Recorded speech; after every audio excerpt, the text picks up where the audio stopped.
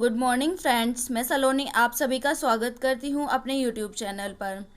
आज की यूपी की मेन न्यूज़ क्या है कि शनिवार को बाजार खुलेंगे, सिर्फ रविवार को ही होगी बंदी। अब जो यूपी में 2 दिन का लॉकडाउन रहता था वो सिर्फ 1 दिन का रहेगा। और जो ये 2 दिन की लॉकडाउन हुआ था ये 11 जुलाई से हुआ था, जिसे अब ख़त्म कर दिया गया है योगी जी के द्वारा। यूपी में अगले सत्र से एनसीईआरटी पाठ्यक्रम चलेगा। बेसिक शिक्षा परिषद के स्कूलों में अगले सत्र से चरणबद्ध ढंग से एनसीईआरटी का पाठ्यक्रम लागू किया जाएगा। वर्ष 2021-22 में कक्षा 1 में और 2022-23 में कक्षा 2 व 3। इससे अगले सत्र में कक्षा 4 और 5 और 2024-25 में कक्षा 6 से 8 तक में एनसीईआरटी पाठ्यक्रम लागू होगा।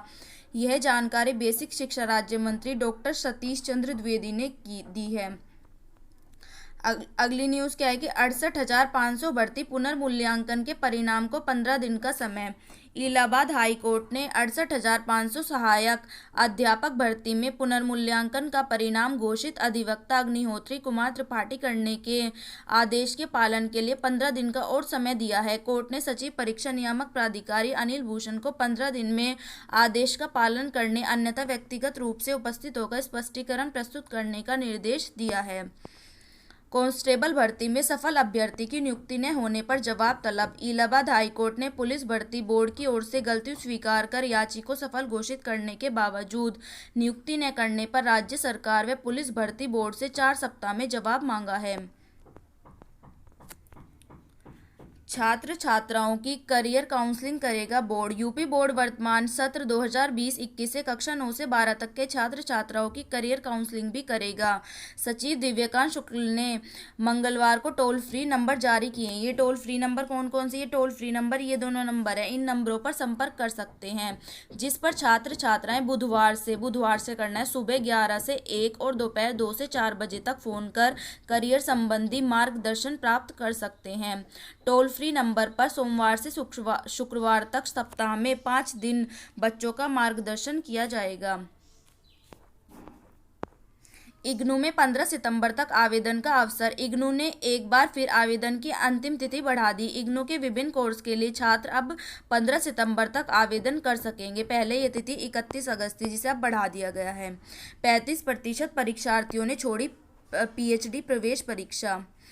लखनऊ विश्वविद्यालय के विभिन्न विभागों के पीएचडी पाठ्यक्रम में दाखिले के लिए आयोजित परीक्षा में 35% परीक्षार्थी अनुपस्थित रहे। परीक्षा 2 सत्र में हुई। प्रथम सत्र में 887 आवेदकों में से कुल 566 अभ्यर्थी परीक्षा में शामिल हुए, जबकि दूसरे सत्र में 939 परीक्षार्थियों में से 612 उपस्थित रहे। और परीक्षा खत्म होते ही क्या हुआ कि शारीरिक दूरी की धज्जियां उड़ गई।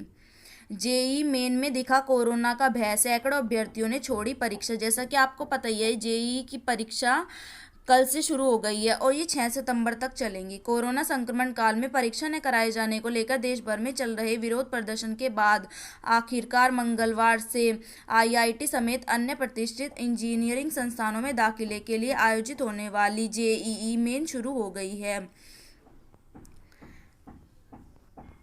तकनीकी कारणों से रोका काउंसलिंग का परिणाम। उच्च शिक्षा निदेशालय ने असिस्टेंट प्रोफेसर समाजशास्त्र की काउंसलिंग का परिणाम तकनीकी कारणों से रोक दिया है। निदेशक डॉक्टर वंदना शर्मा की ओर से जारी सूचना में यह जानकारी दी गई है। उन्होंने बताया कि परिणाम जारी होने की अग्रिम तिथि के बारे में अभ्यर्थियों को वेबसाइट के माध्यम से जानकारी दी जाएगी। गलत सर्टिफिकेट लगाने के आरोपित एसओ प्रोफेसर सस्पेंड। गलत अभिलेख लगाकर नौकरी करने के आरोपित उच्च शिक्षा के शिक्षकों के खिलाफ कार्रवाई शुरू कर दी गई है। इस मामले में पहली कार्रवाई गौतम बुद्ध नगर के बादलपुर स्थित मायावती राजकीय महाविद्यालय में तैनात एक महिला असिस्टेंट प्रोफेसर के खिलाफ की गई है। असिस्टेंट प्रोफेसर को निलंबित का कारण बताओ नोटिस जारी किया गया है, क्योंकि उन्होंने गलत सर्टिफिकेट लगाया हुआ था, तो उनसे कारण पूछा गया है इस बात का। 61 साल की उम्र में स्मार्टफोन चलाना सीख रहे गुरुजी। अब इसे शिक्षकों के पढ़ाने का जज्बा कहें या विभाग के दबाव का असर कहें, लेकिन एक सच यह भी है कि रिटायरमेंट की उम्र में पहुंच चुके कई शिक्षक अब स्मार्टफोन चलाना सीख रहे हैं। माध्यमिक शिक्षा विभाग ने शिक्षकों को यूट्यूब, व्हाट्सएप आदि माध्यमों से बच्चों को पढ़ाने के निर्देश दिए हैं।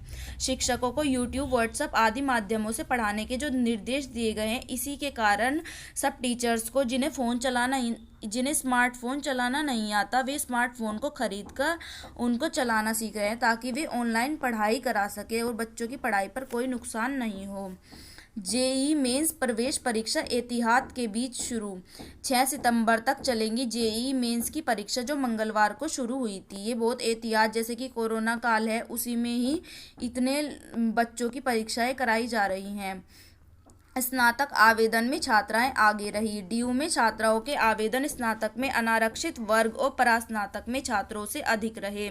स्नातक दाखिले के लिए अनारक्षित वर्ग में 1,05,913 छात्रों और 1,16,482 छात्राओं ने आवेदन किया। छात्राओं की संख्या छात्रों की अपेक्षा बहुत अधिक रही। यूजीसी नेट के बाद होगी पीजी अंतिम सेमेस्टर की परीक्षाएं। इलाहाबाद विश्वविद्यालय में इस बार अंतिम वर्ष और अंतिम सेमेस्टर की परीक्षाएं ऑनलाइन आयोजित की जाएंगी। मंगलवार को किन्हीं कारणों से परीक्षा का विस्तृत कार्यक्रम जारी नहीं किया गया, तो ये परीक्षाएं शुरू होंगी। 12 सितंबर से शुरू करने की तैयारी की जा रही है। तो ये थी आज की शिक्षा जगत की मुख्य खबरें। टेलीग्राम चैनल से जुड़ने के लिए डिस्क्रिप्शन में दी गई लिंक से जुड़ें। धन्यवाद।